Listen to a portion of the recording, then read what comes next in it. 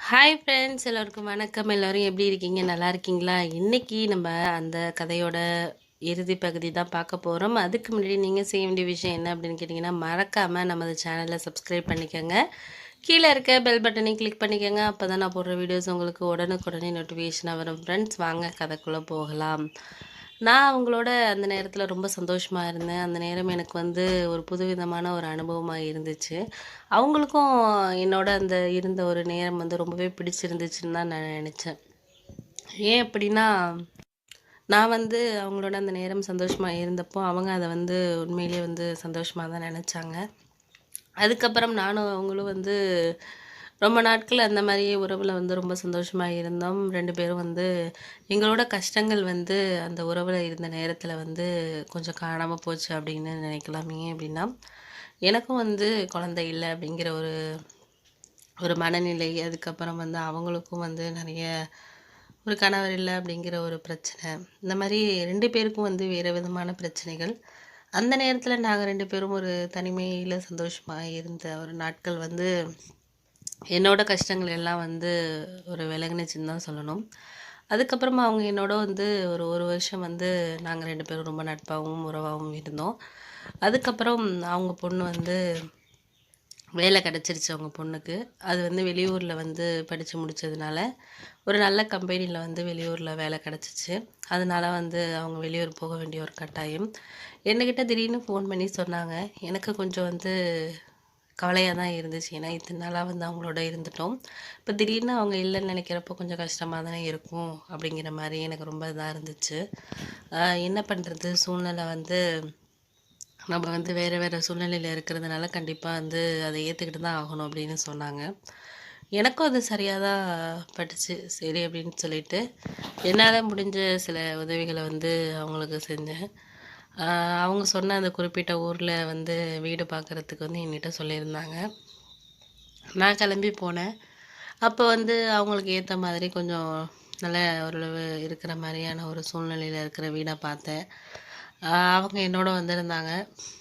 என் மனைவி கேட்டா, "என்ன நீங்கள் மற்றவங்க மேலேலாம் இவ்வளோ அக்கறையாக இருக்க மாட்டீங்களே, என்ன இவங்க மேலே மட்டும் அக்கறைன்னு?" 2, 3 தடவை எனக்கு கேட்டிருக்கா. ஆனால் எனக்கு மட்டும் தான் தெரியும் என்ன மாதிரியான உறவு எங்கள் 2 பேருக்குள்ளே இருக்குங்கிறது எனக்கு மட்டும் தான் தெரியும். நான் என் மனைவிட்ட என்ன சொல்வேன்னா, அவங்க கணவர் இல்லாதவங்க நம்ம கடையில் வேலை பார்க்குறாங்க, நம்ம தானே செஞ்சாகணும், வேறு யார் இருக்கா? நம்ம கடைக்காக நிறைய உழைக்கிறாங்க, இப்போ ஓரளவு லாபமாக போயிட்டுருக்குன்னா அவங்க தான் காரணம் அதுக்கு. இரவு பகல் பாராமல் உழைச்சிட்டு இருக்காங்க அப்படின்னு சொல்லிட்டு சொல்லுவேன். அதுக்கப்புறம் அவள் என்ன எதுவும் கேட்க மாட்டா.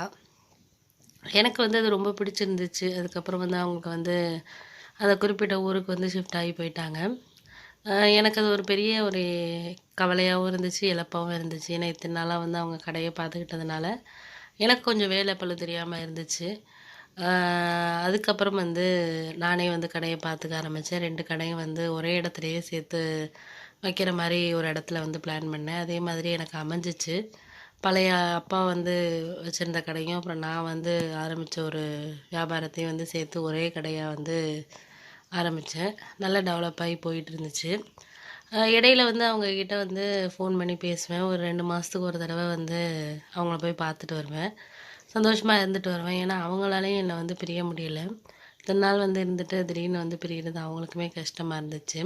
அந்த சமயத்தில் என் வாழ்க்கையில் ஒரு பெரிய ஒரு மகிழ்ச்சியான ஒரு விஷயம் நடந்துச்சு. என்ன அப்படின்னா, என்னோட மனைவி வந்து குழந்தை வந்து பெத்தெடுக்கிறதுக்கான ஒரு செய்தி எனக்கு வந்துச்சு. ரொம்ப சந்தோஷமா இருந்துச்சு. இவ்வளோ நாளா வந்து நான் எதுக்காக வந்து ரொம்ப ஒரு கவலையா இருந்தேனோ, அது வந்து எனக்கு கிடைச்சிருச்சு. அ ரொம்பவும் சந்தோஷமா இருந்துச்சு. என் மனைவி மேல வந்து எனக்கு ஒரு இணை பிரியாத ஒரு பாசம் ஆயிடுச்சு. ஏன்னா இத்தன நாட்களா வந்து அந்த ஒரு கவலையினால தான் வந்து நான் வந்து வேற ஒரு இத நோக்கி போனேன். ஆனா வந்து இப்போ வந்து என்னோட மனைவிய வந்து நல்லபடியா பார்த்துக்கணும். அவள நல்லபடியா பார்த்துக்கிட்டா பிறக்கிற குழந்தை வந்து நல்லபடியா இதா இருக்கும் அப்படிங்கிற மாரி டாக்டர்ஸ்லாம் சொன்னாங்க. ஏன்னா, ரொம்ப வருஷங்கள் கழிச்சு குழந்தை இது பண்ணியிருக்கிறதுனால, அவங்கள நீங்க கண்ணும் கருத்துமா பார்த்துக்கணும். நீங்க பார்த்துக்கிறதுல தான் வந்து அவங்களோட ஒரு குழந்தை பெத்தெடுக்கிறதுக்கான ஒரு இதே இருக்கு அப்படிங்கிற மாரி சொன்னாங்க. எனக்கும் அதுதான் சரியா பட்டுச்சு. அதுக்கப்புறம் வந்து நான் வந்து அவங்களுக்கு கூட இருந்த ஒரு நட்ப வந்து வேண்டாம் அப்படின்னு சொல்லிட்டு ஒதுக்க ஆரம்பிச்சேன்.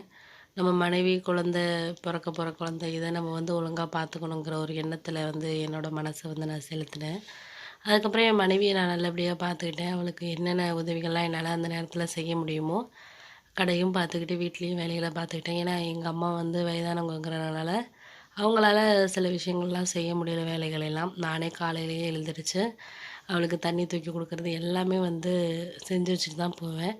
அதே மாரி வீட்டுக்கு அடிக்கடி ஒரு தடவ வந்துட்டு போயிடுவேன். ஏன்னா, என்ன பண்ணிகிட்டு இருக்கா? என்ன செய்றான்னு சொல்லிட்டு, மருந்து மாத்திரையெல்லாம் எடுத்து குடுக்குறது, ஞாபகப்படுத்துறது. ஏன்னா, சிலப்போ அவ சாப்பிட்டுட்டு மறந்துருவா மாத்திரை போடுறதுக்கு.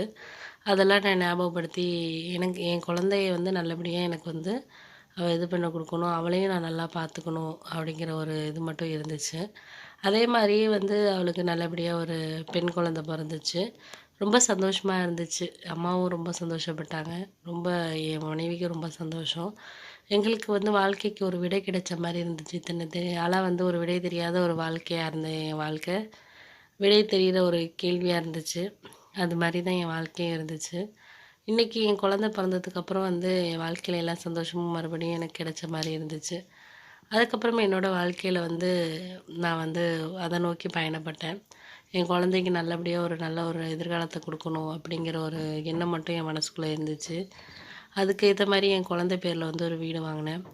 இப்ப நான் சந்தோஷமா இருக்கேன் என்னோட வாழ்க்கையில. இந்த கதை உங்களுக்கு பிடிச்சிருந்தா கதைய லைக் பண்ணுங்க, வீடியோவ ஷேர் பண்ணுங்க, சேனல சப்ஸ்கிரைப் பண்ணுங்க.